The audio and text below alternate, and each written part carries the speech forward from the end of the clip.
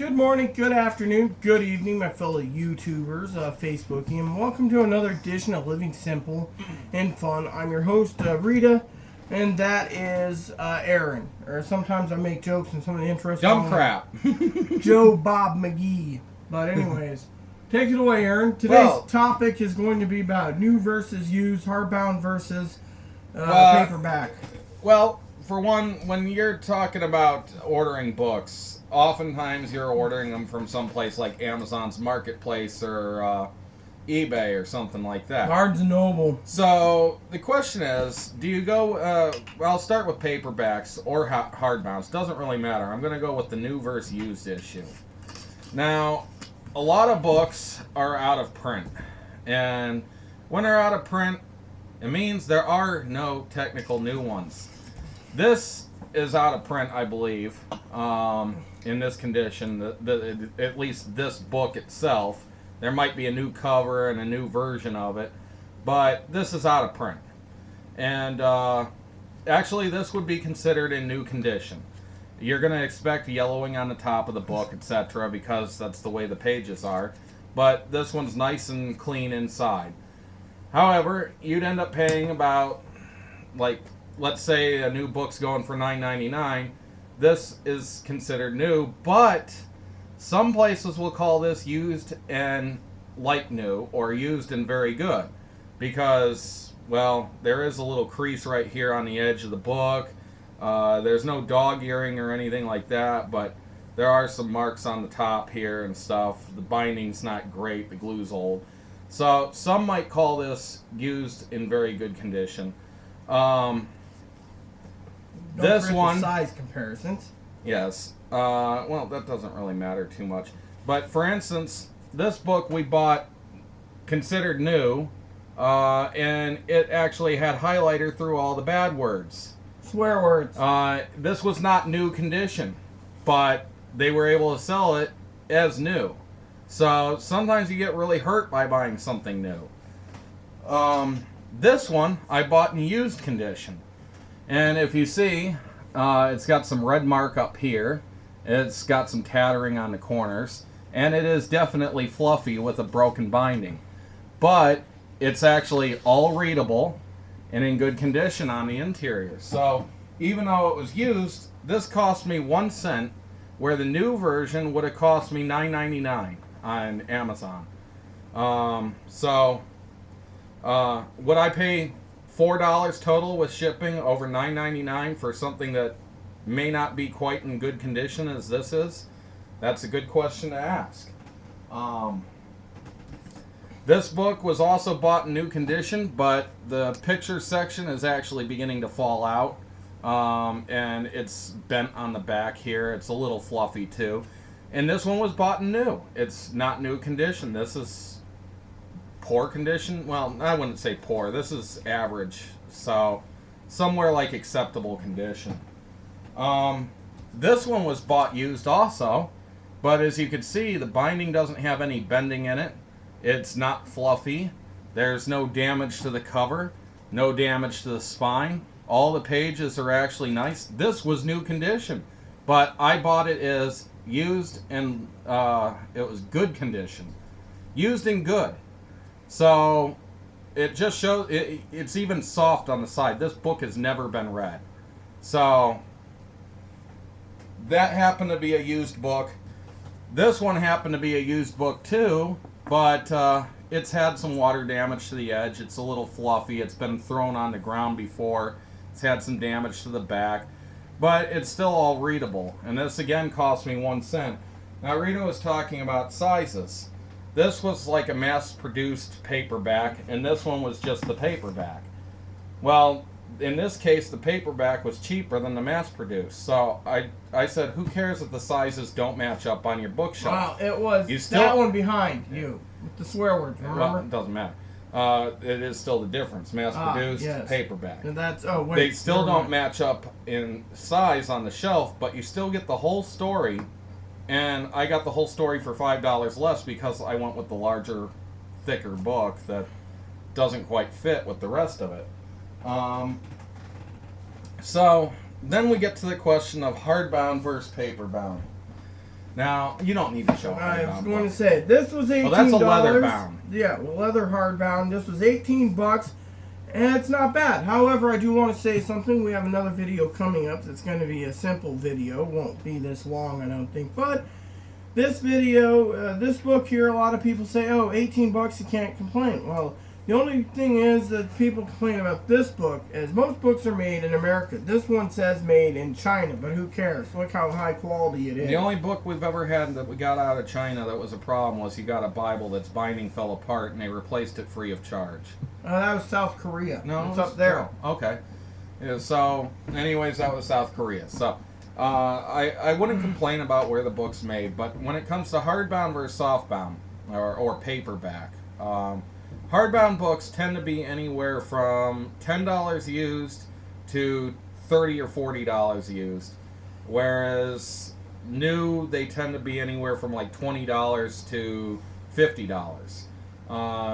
Paperbacks are significantly cheaper, and you're probably better off getting the paperback. Now, here's the one other thing I'll say too. You got to include like Kindle or Nook, any type of e-reader.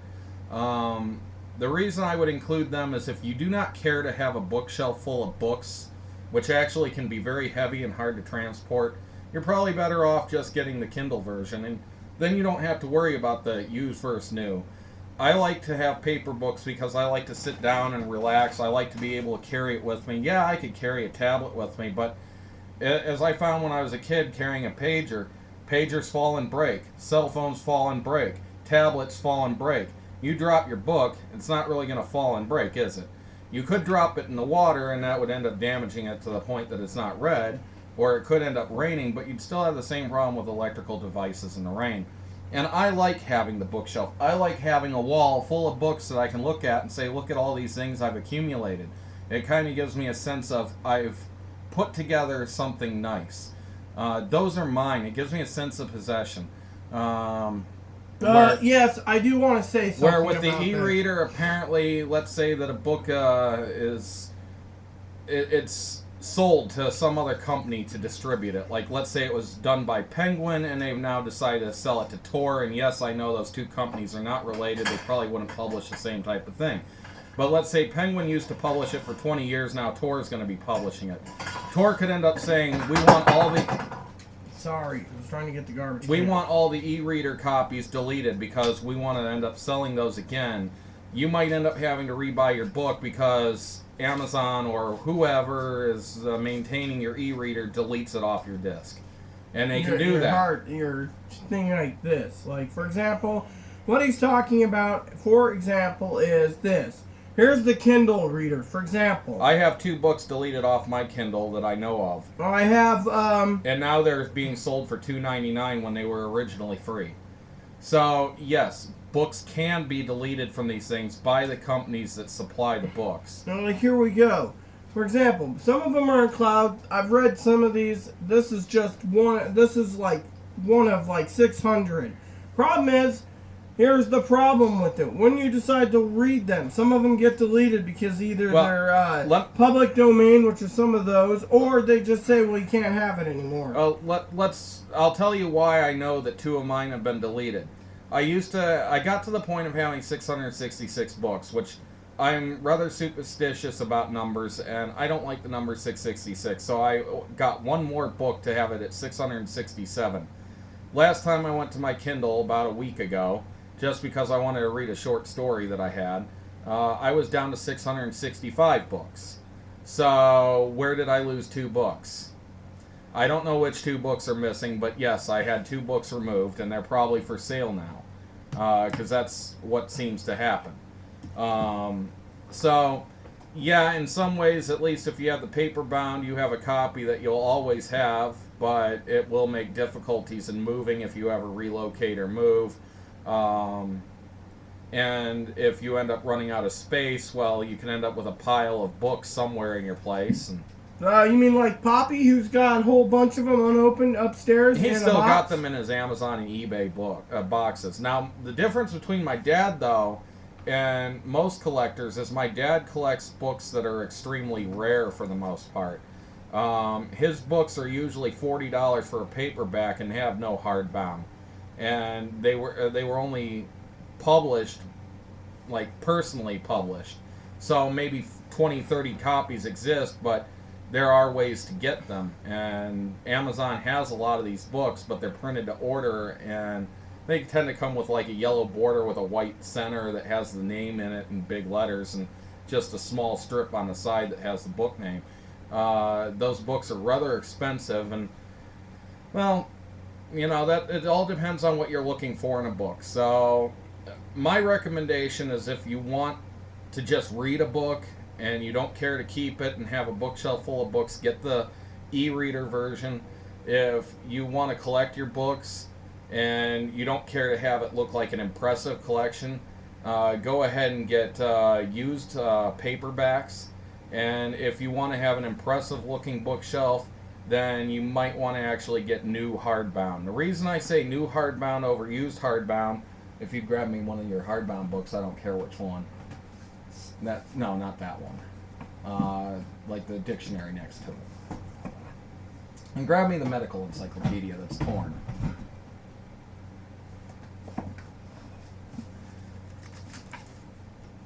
I don't. Oh. Sorry, I didn't know the binding came up. So, here's probably the difference between what you would get new and used. If you see, this binding has no damages or flaws to it. It's a nice looking binding. It's a little edged on the corner, but on your shelf, this will look like a pretty nice book. However, this is a binding for something you'd find used. And if you notice, it's torn up there on the corner. And as Rita was just having a problem with, the binding is totally dead on this book. You can see how it's all broken. This is probably what you'll find with a used hardbound. And even pages are coming out of it. So that's why I would go with a new hardbound over a used. Because your new, even the very good or light new, are going to be considered sold for new.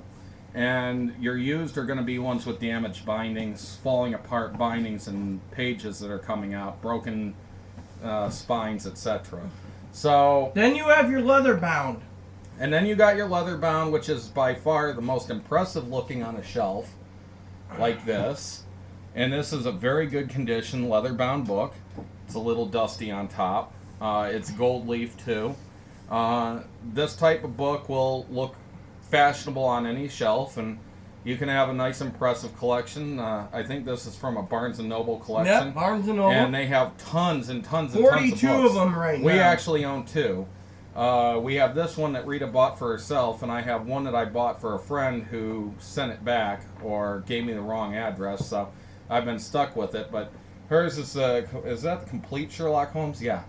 Complete Sherlock Holmes for her, and I got the complete Jane Austen at home, which I haven't bothered reading yet. Maybe we should put the 2 books together, but we're not building an impressive bookshelf for I have anybody to others see. that I want to buy from Barnes & Noble, but I want to let you all know that these are only between $10 and $18. The Yes. highest one is $24.50, which is the complete Jurassic Park version. Which is rather cheap for leather-bound books. Now, I will say one more thing. Then you have what's called collector's books. These are like first edition hardbound books that are over 200 years old, and that's entirely going to depend on the condition of the book and what you get, including the book itself. You could build an extremely impressive looking collection with that. What are you doing? I'm going to use the bathroom. So you can end up with an impressive collection of books, but you might be paying as much as $2,000 or $3,000 a book. I'd love to be a book collector like that and get like a first edition copy of Don Quixote or a first edition copy of The Scarlet Letter or other books. Unfortunately, I'm not in any financial position to get that. I could still end up being a scholar and reading tons of books and learning a lot of things, but I can still do it cheap by going with paperbound. I wanted to say again about books, if you really want to know more about books, book collecting and stuff, for example. Check out the movie The Ninth Gate. Talks about somewhat about books. It does talk about book collecting, but it has a much more sinister plot to it. Yeah, exactly. But still. I like the book collecting aspect of it, so in some ways it's a favorite movie of mine, not for the storyline and the plot, but for the book. It's books themselves and the book dealerships of ancient books and historical books and first editions. And don't forget, for some of you out there, since Aaron and I like books and we enjoy books, that before books came around in paper bindings, it was on papyrusy or animal skins or scrolls. Unfortunately, no one buys books like that anymore. There's this one place that I know that has the entire... it's 900 plus years old. The entire Old Testament on 960 They wouldn't be selling it to you, though. No, they can sell it to anyone who has the money. Really? Yes.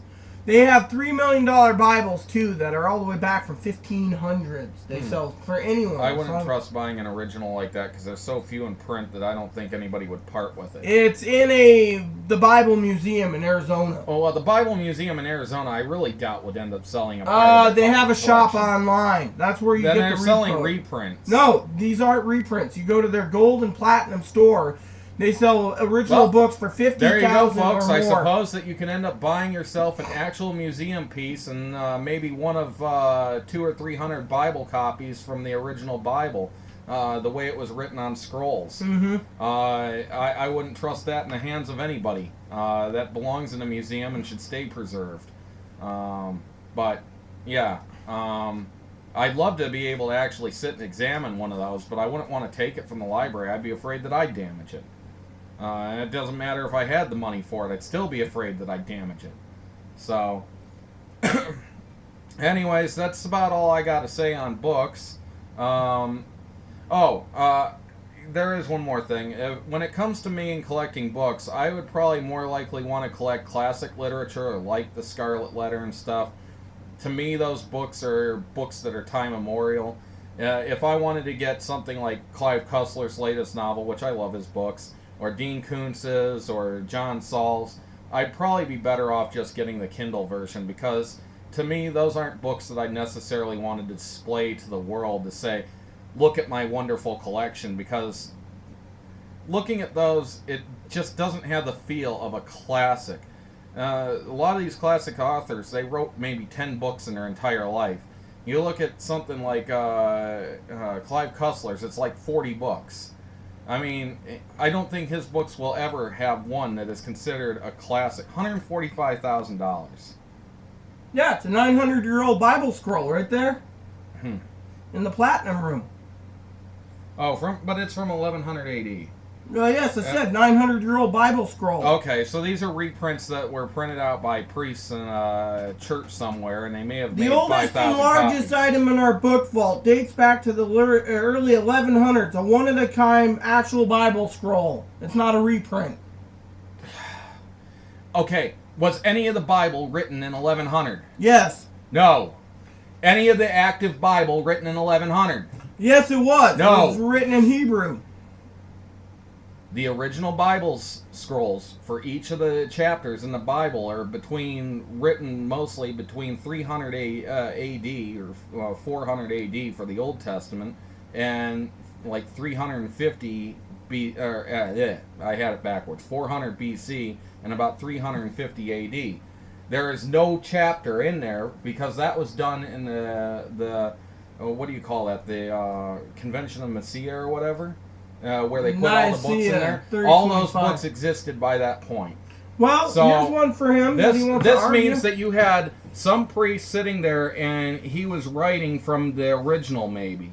And he was doing a recopy to send to another church, and then that church might have recopied it 5 times and sent it to 5 more churches. It says right here, a complete Hebrew Torah Original Old Testament scriptures on a giant sheepskin scroll over 160 feet long, 2.5 feet wide, and it's 145,000. But still, the original document was almost 2,000 years old. Yes, but this is 1100s. Only a scroll. So that means it was rewritten by a priest by hand, probably at that time. Well, it doesn't matter. It's still That's worth what they more call money. scribes, and the church has had scribes for a long time that have sat there and copied original works. Well, here's one for you if you want to get argumentative. And, the Native Americans got their first Native American Bible, an Algonquin, in 1663. That original Bible, called the Elliott Indian Bible for Americans, goes for $795,000. Oh, okay, so it's actually an American, not an American, but it's actually the Christian Bible printed in the Indians' language. Yes, Algonquin. That's kind of interesting to know, but I wouldn't be able to read that. It might be a nice showpiece to say, hey, look what I got. Or the 1631 very rare Wicked Bible going for $100,000, for example. What does that mean? It means the one that says, thou shalt commit adultery, which the Pope found out and the English Church, and they decided to burn. How they managed to end up messing that up. It had to have been purposeful. And yeah, or the ones that go for $95,000 to $175,000 for collectors. The She Bible, instead of anything it says he, it all says she in it. yes, I could see that being. Well, that might have been done on purpose by a woman who was printing it. But anyways, this isn't about Bibles or anything. This was about what type of book to choose. And as I just said, when it comes to classic literature, I'd probably buy it in paperbound or hardbound, depending on the type of library I was building. And anything more recent, I'd probably buy on Kindle. And that's the truth of it. I might buy it paperbound because it's more comfortable, as I said, because I'm active and I don't want to break it going out saying, oh, I'm going to go up to Subway and I'm going to have a nice a Subway meal and read my book while eating my sub. I don't want to drip coffee or ketchup or mustard on my Kindle or e-reader. I don't want to spill soda on it. I don't want to drop it on the ground. I don't want to end up having it in a rainstorm. So it's probably a lot better of an idea for me, at least, to keep paperbacks. So there you go. That's the gist of this entire video. Yes, please subscribe. Please post comments. Please add suggestions. And thank you, and have a great, great day.